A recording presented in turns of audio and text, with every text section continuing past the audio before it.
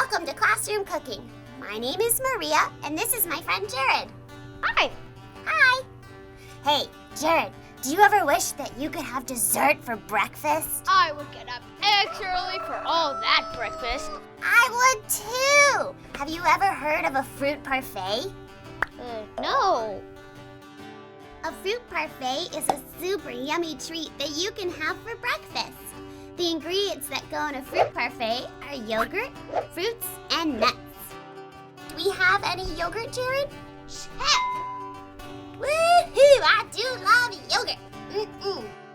Now, scoop some of that yogurt into the empty glass. Just enough to cover the bottom. The next thing we add is the fruit. What kind of fruit? Any kind of fruit you like. We've got lots of different fruits here. Where should we start? Ooh, I know what we could add. What? Bananas. Bananas! I love bananas. They're really good. Now we're grabbing some strawberries. I love strawberries. They're tasty. Now you can add another layer of yogurt. Yay! And now you can add more fruit. Ooh, apples. I like apples. So you've created a lovely pattern with all of your fruit Oh, yeah. and your yogurt.